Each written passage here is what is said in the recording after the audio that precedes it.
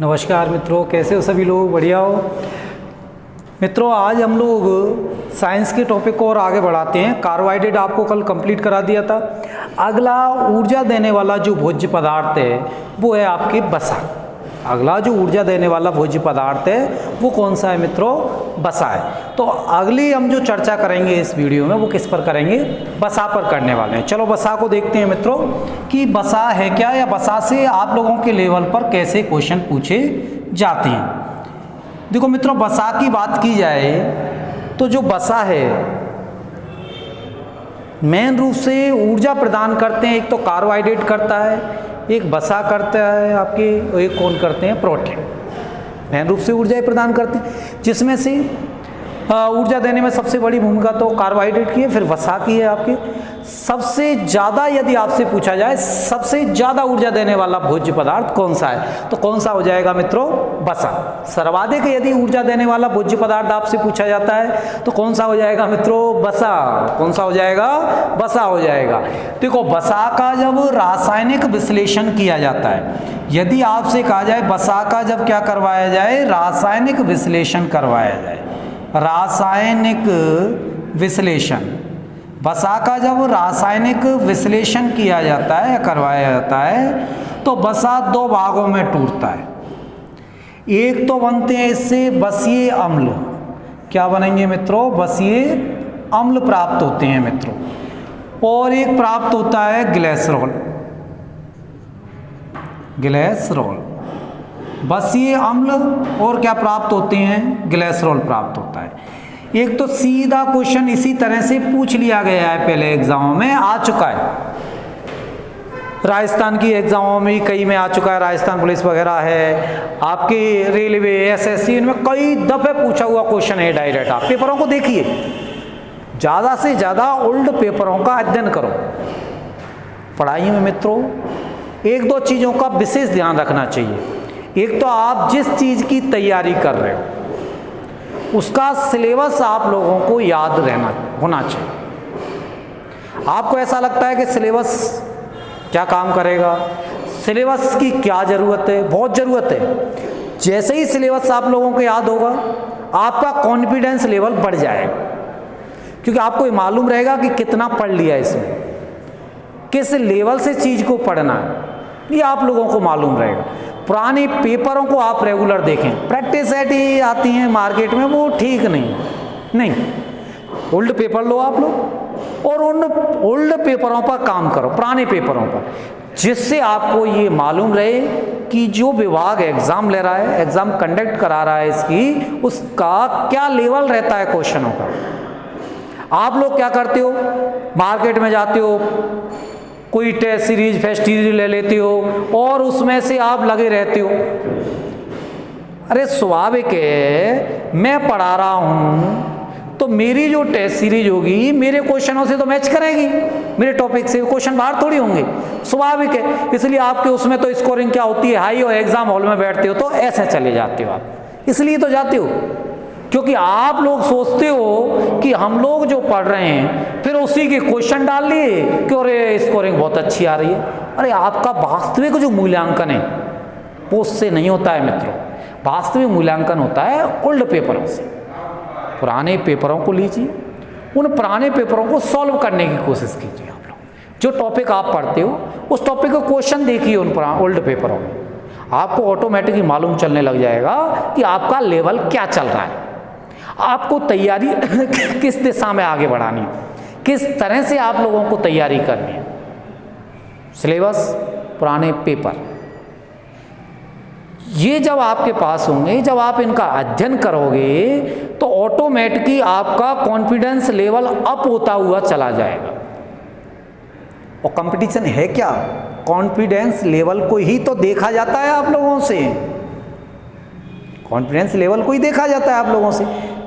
आप ये साइंस पढ़ रहे हो, आप ये साइंस पढ़ रहे हो, यदि आप टीचिंग लाइन की तैयारी कर रहे हो तो मैं मान सकता हूँ चलो आगे चलकर बच्चों को पढ़ाने का काम आ जाएगी। लेकिन आप कहीं मान लो रेलवे ग्रुप डी की तैयारी कर रहे हो, एलडीसी की तैयारी कर रहे हो, पटवारी की तैयारी कर रहे हो, मान लो एसएससी की तैयारी कर रहे हो, या कोई ऐसे डिपार्टमेंट की तैयारी कर रहे हो जो एजुकेशन से संबंध नहीं रखता है, बताइए किसको पढ़ाओगे आप वहाँ डिपार्टमेंट में? तो इसलिए कंपटीशन फाइट करने के लिए एक अच्छे ज्ञानी की कभी आवश्यकता नहीं होती है, एक अच्छे रणनीतिक व्यक्ति की आवश्यकता होती है, एक अच्छे एग्जाम क्रैकर की आवश्यकता होती है, जिसकी रणनीति एक बेटर होती है, सबसे उत्तम रणनीति होती है, वही एग्जाम फाइट करता है। नहीं आप अकेले थोड़ी पढ़ रहे हो, आप सोच रहे हो कि आप ही तैयारी कर रहे हो। अरे जितने लोगों ने फॉर्म भरा है उसमें से 50% तो तैयारी वाले है ही हैं। चलो 50 आप मान लो कि वैसे ही भर दिया शौक के लिए, लेकिन 50% तैयारी वाले हैं, और 50 में से 25% तो ऐसे तैयारी वाले हैं कि बिल्कुल कमर कस के बैठे हुए हैं कि नौकरी प्राप्त करनी है ये। अब उसमें फिर आपको एंट्री करनी है। तो इसलिए आपकी मित्रों रणनीति एक अच्छी रणनीति होनी चाहिए। ऐसा नहीं आप लग रहे हो, आप पूरब के लिए भाग रहे हो, क्वेश्चन पश्चिम की ओर से पूछे जाते हैं एग्जामिनर द्वारा, तो बेतुका तैयारी हो जाएगी आपकी मित्रों। चाहे आप 18-24 के 24 घंटे पढ़ लो, सिलेक्शन नहीं होगा, क्योंकि आपकी डंकी वर्किंग है। डंकी वर्किंग वालों का कभी भी सिलेक्शन नहीं होता है आज के युग में कंपटीशन में। हरपन मौला व्यक्ति चाहिए आजकल डिपार्टमेंटों के लिए, स्मार्ट वर्कर की जरूरत है आजकल देश के लिए, सरकार के लिए, देश के लिए, डिपार्टमेंट के लिए स्मार्ट वर्कर की जरूरत है। स्मार्ट वर्कर जो होते हैं वो ही आगे निकलते हैं मित्रों, डंकी वर्किंग वाले आगे नहीं निकलते हैं। इसलिए आपको स्मार्ट वर्कर बनना है, डंकी वर्किंग नहीं करनी कि गधों की तरह धुआंधार लग रहे हैं और लास्ट में मालूम चला कि हमने पढ़ा उसमें से तो एक क्वेश्चन भी नहीं आया। इससे बढ़िया तो आप नहीं पढ़ते, कुछ और कर लेते, ज़्यादा ठीक था। जब समय का सदुपयोग तो होता। इसलिए इस चीज़ का आप विशेष ध्यान रखें कि जिस चीज़ की आप तैयारी कर रहे हो उसके अकॉर्डिंग ही मैटर पढ़ें, मैटर को आगे बढ़ाएं, क्योंकि कभी भी ज्ञान का अंत नहीं होता है मित्रों, कभी भी ज्ञान का अंत नहीं होता है। आज जीवन व्यक्ति सीखता रहता है। जिस दिन से माता के गर्भ में आता है उस दिन से लेकर के उस सृष्टि से विदा हो जाता है, लेकिन लास्ट तक कुछ न कुछ सीखता हुआ ही विदा होता है सृष्टि से।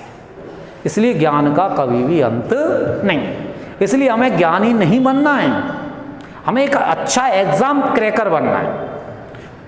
वो एक अच्छा एग्जाम क्रैकर कैसे बनाया जा सकता है, उसके लिए एक अच्छी रणनीति अपनानी पड़ेगी।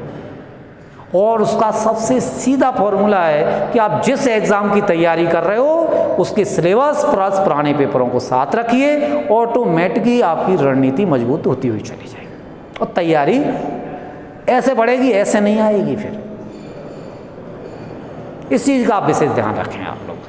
तो जैसे ही वसा का रासायनिक विश्लेषण किया जाता है तो ये दो भागों में टूटता है, एक वसीय अम्ल और एक किसमें, ग्लिसरॉल में टूटता है मित्रों।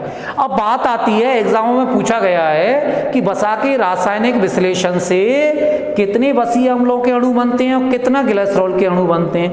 तो आपको ध्यान रखना है 3 अणु तो किसके बनते हैं, आपके वसीय अम्लों के बनते हैं, और 1 अणु किसका बनता है मित्रों, तो 1 अणु बनता है मित्रों ग्लिसरॉल का। 1 अणु तो किसका बनता है, ग्लिसरॉल का बनता है। तो ग्लिसरॉल का तो 1 अणु प्राप्त होगा।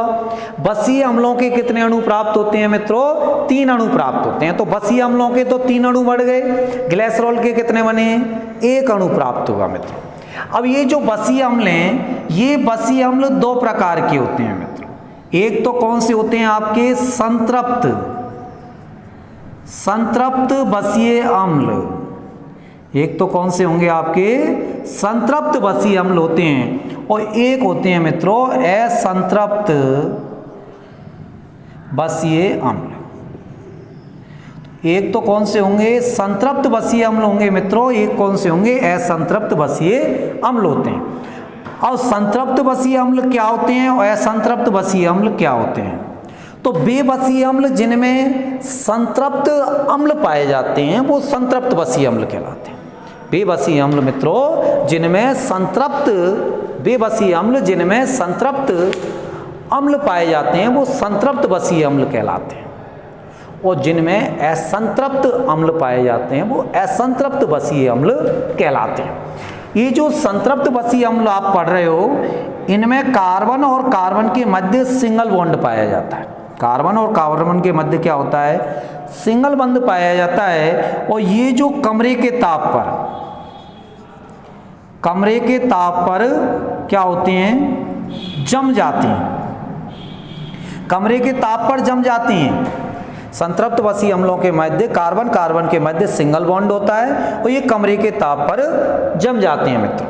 संतृप्त वसीय अम्ल होते हैं जो आपके, जैसे पोमेटिक है, स्टेरिक अम्ल है, ये कैसे अम्ल हैं, संतृप्त वसीय अम्ल है। पोमेटिक, स्टेरिक अम्ल ये संतृप्त वसीय अम्ल होते हैं। जैसे उदाहरण के रूप में आप लोग देखोगे, जैसे पोमेटिक अम्ल है, स्टेरिक अम्ल है, तो पोमेटिक अम्ल है, स्टेरिक अम्ल है, ये कैसे हैं, संतृप्त वसीय अम्ल हैं। इसमें घी वगैरह हैं, ये सब कैसे हैं, संतृप्त वसीय अम्ल हैं जो कमरे के ताप पर जम जाते हैं। घी भी कैसा है, संतृप्त वसीय अम्ल है। असंतृप्त वसीय अम्ल कौन से वसीय अम्ल होंगे, तो असंतृप्त वसीय अम्ल में कार्बन कार्बन के मध्य डबल बॉन्ड या कार्बन कार्बन के मध्य कौन सा होता है, ट्रिपल बॉन्ड होता है मित्र। कार्बन कार्बन के मध्य या तो क्या होगा आपके डबल बॉन्ड होगा या क्या होगा आपके ट्रिपल बॉन्ड पाया जाता है कार्बन कार्बन के मध्य। और ये कमरे के ताप पर, यदि कमरे के ताप पर देखा जाए कि कमरे के ताप पर ये क्या होंगे, तो ये जमते नहीं हैं, कमरे के ताप पर नहीं जमते। अब बहुत से लोगों के दिमाग में आ रहा होगा ये कमरे का ताप क्या है, बिल्कुल पूछा हुआ है एक एग्जाम में, ये कमरे का ताप। आप पुराने पेपरों का अध्ययन तो कीजिए, ऑटोमेटिक आपको मालूम चलता चला जाएगा क्वेश्चन पूछे कैसे जाते हैं आपके।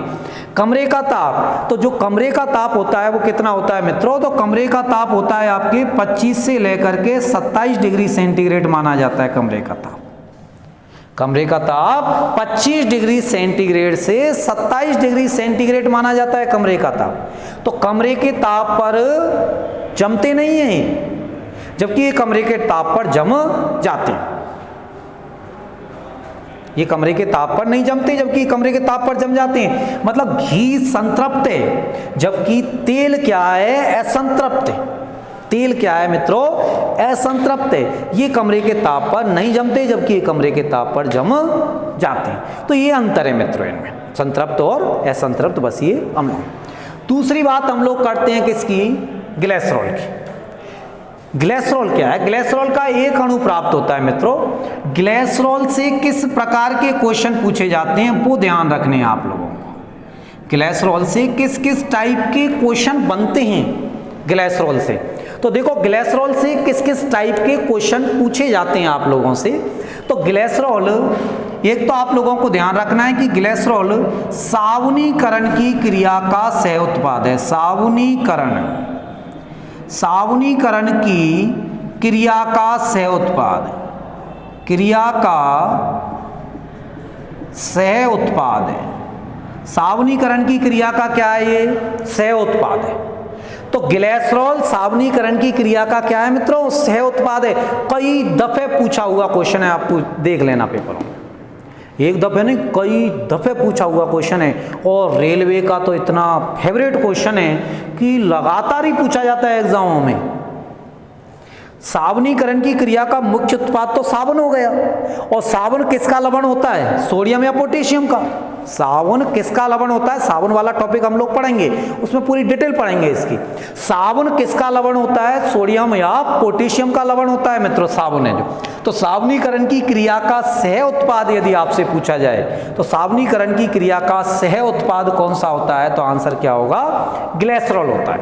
तो साबुनीकरण की क्रिया का सह उत्पाद कौन सा हो गया, ग्लिसरॉल हो गया। इसके अलावा और देखें और क्या क्वेश्चन पूछे जाते हैं ग्लिसरॉल से। तो साबुनीकरण की क्रिया का सह उत्पाद हो गया। ग्लिसरॉल क्या काम करता है, जो साबुन है उस साबुन को मुलायम व पारदर्शी बनाता है। साबुन को क्या करता है, मुलायम बनाता है और क्या करता है, पारदर्शी बनाता है। ग्लिसरॉल है, वो ग्लिसरॉल क्या काम करता है मित्रों? तो ग्लिसरॉल क्या काम करता है, साबुन को एक तो क्या बनाता है, ये मुलायम, साबुन को एक तो क्या बनाता है, ये मुलायम बनाता है, और एक मित्रों साबुन को क्या बनाता है, ये पारदर्शी बनाता है। तो ग्लिसरॉल साबुनीकरण की क्रिया का क्या हुआ, एक सह उत्पाद होता है। ये साबुन को क्या बनाता है, मुलायम बनाता है, और कैसा बनाता है, पारदर्शी बनाता है। तो इस साबुन को मुलायम व पारदर्शी बनाने का कार्य करता है कौन, ग्लिसरॉल। तो साबुन को मुलायम व पारदर्शी कौन बनाएगा, ग्लिसरॉल। साबुनीकरण की क्रिया का सह उत्पाद कौन है, ग्लिसरॉल है। इसके अलावा और क्या क्वेश्चन निकलते हैं, कृत्रिम आंसू निर्माण में ध्यान रखना, अश्रु गैस तो अलग होती है,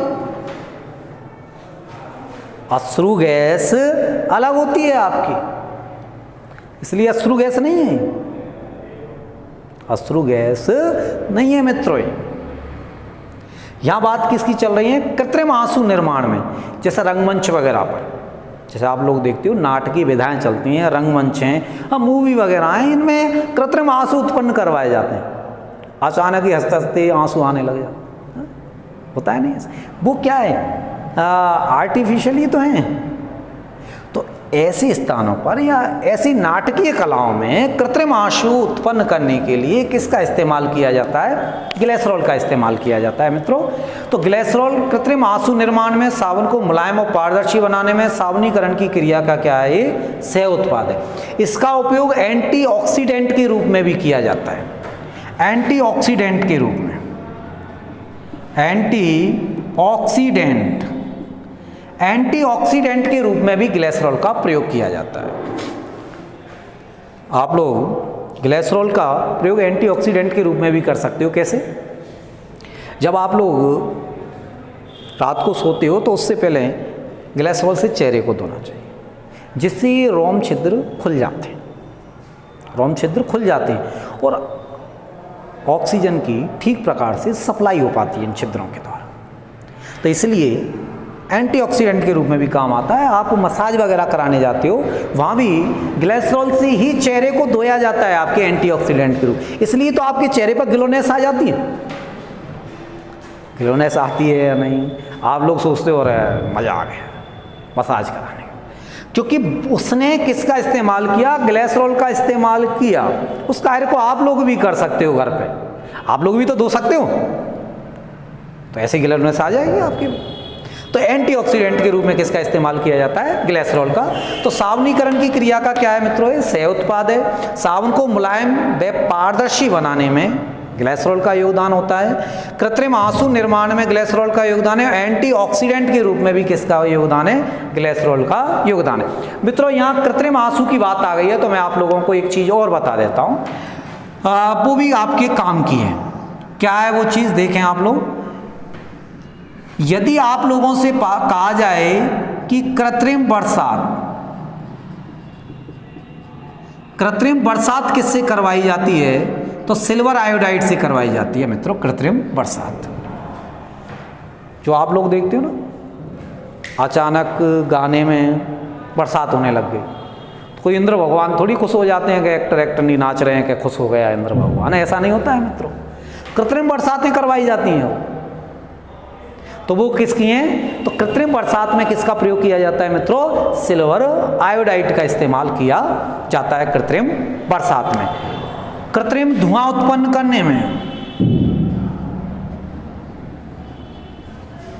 कृत्रिम धुआं उत्पन्न करने में, कृत्रिम बादल बनाने में,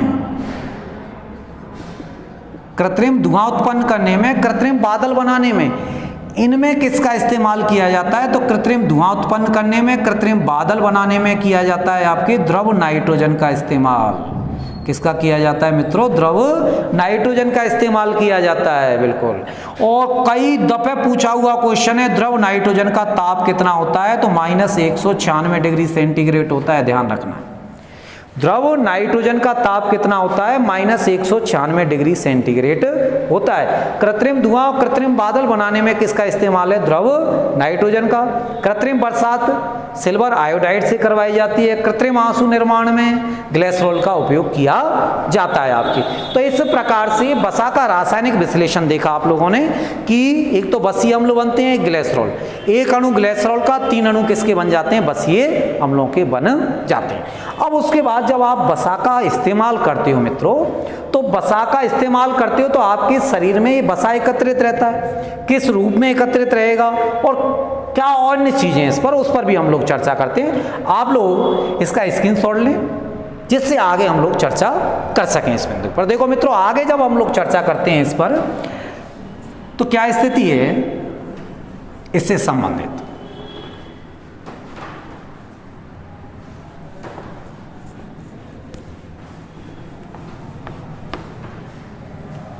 बिल्कुल मित्रों, पूरी कोशिश करेंगे हम लोग कि आपको ज़्यादा से ज़्यादा मैटर इस YouTube चैनल पर उपलब्ध करा दिया जाएगा साइंस का, और पूरी कोशिश रहेगी कि कंप्लीट साइंस आप लोगों के लिए करवा दी जाएगी इस पर। इसलिए आप लगातार जुड़े रहें हम लोगों से और ज़्यादा से ज़्यादा वीडियो को शेयर करें आप लोग, जिससे ज़्यादा से ज़्यादा आप जैसे मित्र जो ऑफलाइन कोचिंग ज्वाइन नहीं कर पाते हैं किसी कारणवश, वो इस चीज़ का बेनिफिट ले सकें मित्रों। अब उसके बाद में हम लोग देखते हैं कि जो वसा है, इस वसा को देखें तो वसा के प्रयोग, जब आप वसा को काम में लेते हो तो आप लोगों के अंदर या हम लोगों के अंदर जो वसा है वो किसके रूप में जमता है? कोलेस्टेरॉल के रूप में, कोलेस्टेरॉल के रूप में जम जाता है। और ये जो कोलेस्टेरॉल के रूप में वसा जमता है, कोलेस्ट्रॉल के रूप में वसा जम जाता है। हम लोगों के यदि आपसे पूछा जाए कि हमारे शरीर में वसा किस रूप में जम जाता है, तो किस रूप में जमता है? कोलेस्टेरॉल के रूप में जमता है। कोलेस्ट्रॉल के रूप में जमता है जो वसा है वो। इस वसा को जमने से बचाने के लिए, वसा को जमने से बचाने के लिए किसका इस्तेमाल किया जाता है कि वसा ना जमे?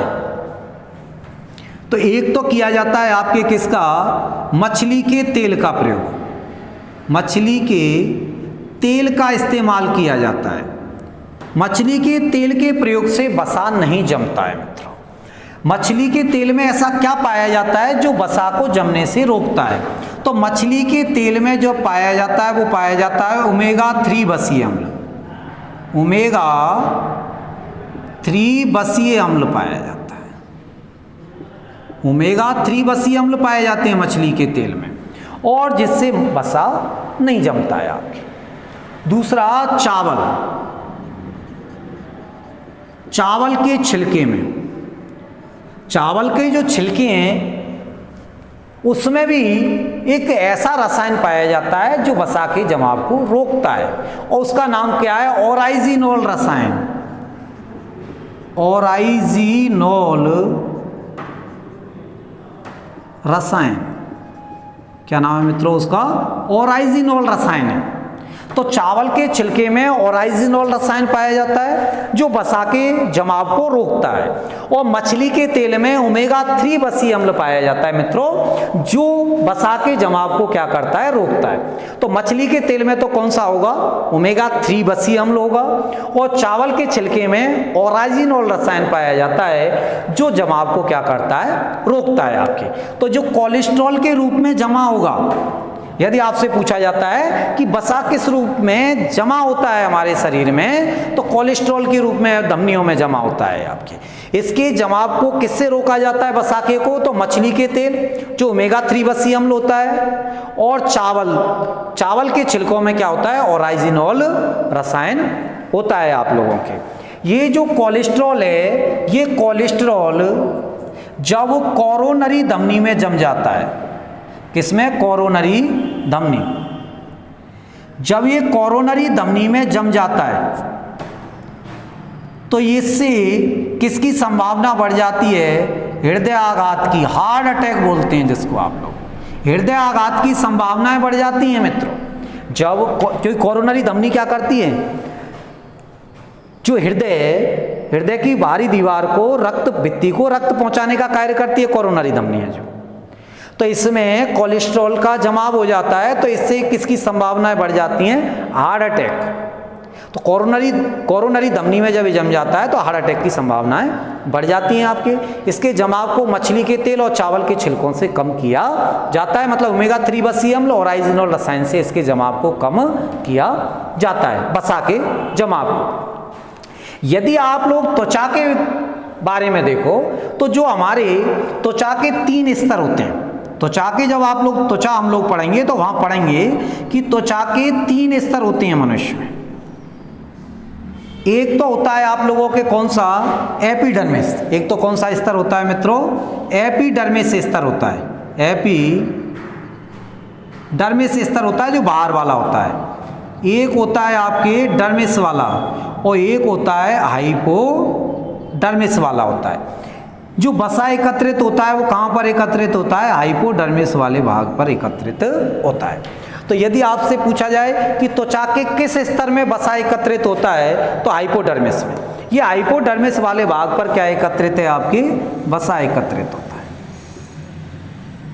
हाइपोडर्मिस वाले भाग पर वसा एकत्रित होता है आपके। तो वसा कहाँ एकत्रित होगा?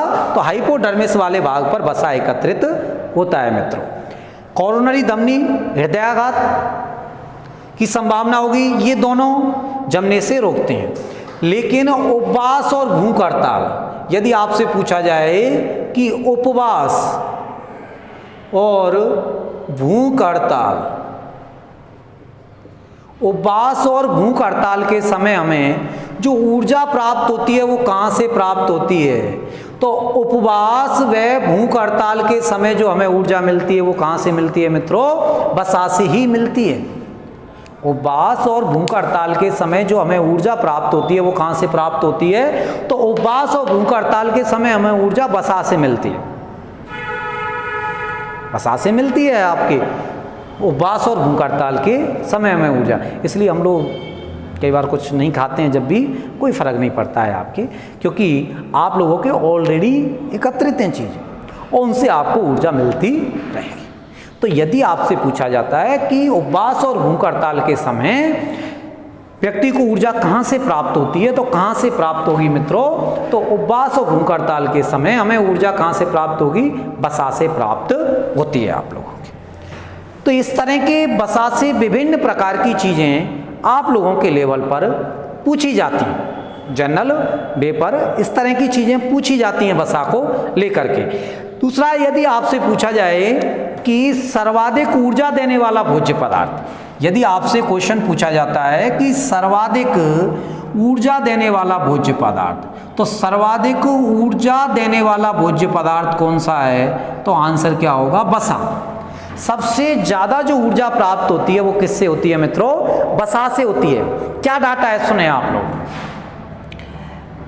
ये जो डाटा है पहले तो बहुत पूछा जाता था, आजकल खैर कम पूछा जाता है डाटा। तो सर्वाधिक ऊर्जा वसा से प्राप्त होती है।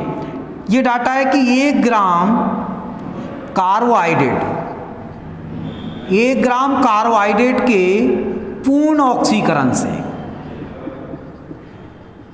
1 ग्राम कार्बोहाइड्रेट के पूर्ण ऑक्सीकरण से मतलब पूर्ण पाचन से कितनी ऊर्जा प्राप्त होगी? तो 1 ग्राम कार्बोहाइड्रेट के पूर्ण ऑक्सीकरण से आप लोगों को ध्यान रखना है 4.0 किलो कैलोरी ऊर्जा प्राप्त होती है मित्रों। ये मैं नहीं कह रहा हूं, एनसीईआरटी के डाटा कह रहे हैं। एनसीईआरटी के डाटा कह रहे हैं कि 1 ग्राम कार्बोहाइड्रेट के पूर्ण ऑक्सीकरण से 4.0 किलो कैलोरी क्या प्राप्त होती है? ऊर्जा प्राप्त होती है 1 ग्राम कार्बोहाइड्रेट के से। इसके अलावा 1 ग्राम वसा के पूर्ण ऑक्सीकरण से कितनी ऊर्जा प्राप्त होती है मित्रों? तो 9.0 किलो कैलोरी ऊर्जा प्राप्त होती है। 1 ग्राम कार्बोहाइड्रेट के पूर्ण ऑक्सीकरण से 4.0 किलो कैलोरी प्राप्त होती है और 1 ग्राम वसा के पूर्ण ऑक्सीकरण से 9.0 किलो कैलोरी प्राप्त होती है। और 1 ग्राम प्रोटीन के पूर्ण ऑक्सीकरण से कितनी ऊर्जा प्राप्त होती है? 4.2 किलो कैलोरी ऊर्जा प्राप्त होती है। मतलब यदि देखा जाए तो सबसे पहले ऊर्जा कौन देगा? कार्बोहाइड्रेट। ऐसे ध्यान रखो, यहाँ का थोड़ा सा कॉन्सेप्ट क्लियर कीजिए आप लोग। सबसे पहले ऊर्जा देने वाला भोज्य पदार्थ कार्बोहाइड्रेट। कार्बोहाइड्रेट में भी कौन है? ग्लूकोज। कार्बोहाइड्रेट में भी कौन है? ग्लूकोज है। कल की क्लास में आप लोगों के लिए बताया था मैंने। तो सबसे पहले ऊर्जा देने वाला भोज्य पदार्थ क्या हो गया? कार्बोहाइड्रेट हो गया आपके। सर्वाधिक ऊर्जा देने वाला भोज्य पदार्थ कौन सा हो गया? वसा। और प्रोटीन तो सबसे एंड में ऊर्जा प्रदान करता है। प्रोटीन ऊर्जा प्रदान करने का मतलब है कि पदार्थों का, अंगों का अंदर से क्या हो गया? विघटन हो गया। क्योंकि आप प्रोटीन पढ़ोगे तो वहां पढ़ोगे कि ये हमारे शरीर का बिल्डिंग मटेरियल है, निर्माणकारी तत्व है प्रोटीन है जो, तो आपके, तो इसलिए प्रोटीन से ऊर्जा प्राप्त होने का तो मतलब हो गया कि आपके अंगों का विघटन स्टार्ट है। इसलिए सर्वाधिक ऊर्जा किससे प्राप्त होती है? वसा से होती है। 9.0 किलो कैलोरी ऊर्जा प्राप्त होती है। मित्रों, ये वसा को लेकर के विभिन्न तथ्य थे जो आप लोगों के लेवल पर काम आ सकते हैं। आप लोगों के लेवल पर यदि आपको वीडियो अच्छा लगा हो तो ज़्यादा से ज़्यादा लोगों तक इसको शेयर करें तथा चैनल को सब्सक्राइब करें, जिससे हम लोगों के अंदर भी एक एनर्जी उत्पन्न होती है। आप लोग जो फीडबैक देते हो मित्रों, उससे एक टीचर के मध्य, मेरे मध्य नहीं, हर टीचर के मध्य एक एनर्जी उत्पन्न होती है और वह टीचर उतना ही बेटर करने की कोशिश करता है, जिससे स्टूडेंट को ज़्यादा से ज़्यादा लाभ मिल सके। क्योंकि इस मंच पर पहुंचने के बाद व्यक्ति के संपूर्ण भावार्थ परिवर्तित हो जाते हैं मित्र। एक ऐसी पवित्र मंच होती है टीचिंग की, जैसे एकदम व्यास गद्दी पर कोई पंडित जी बैठ जाते हैं तो पंडित जी पूर्णतः पूरा ज्ञान देने की कोशिश में रहते हैं, जितना भी उन पे अच्छे से अच्छा ज्ञान आता है। उसी प्रकार से एक टीचर जब मंच पर पहुंचता है तो उस टीचर की पूर्ण कोशिश रहती है कि उस पर जितना भी अच्छे से अच्छा ज्ञान आता है, अच्छे से अच्छा ज्ञान आता है, जितना भी वह जानता है वो पूरा के पूरा स्टूडेंटों तक पहुंचाए, झोंक देता है अपने आप को मित्रों। तो इसलिए आपका फीडबैक टीचर में एक पॉजिटिव ऊर्जा का संचार करता है। बहुत बहुत धन्यवाद आप सब लोगों को। थैंक्स। जय हिंद।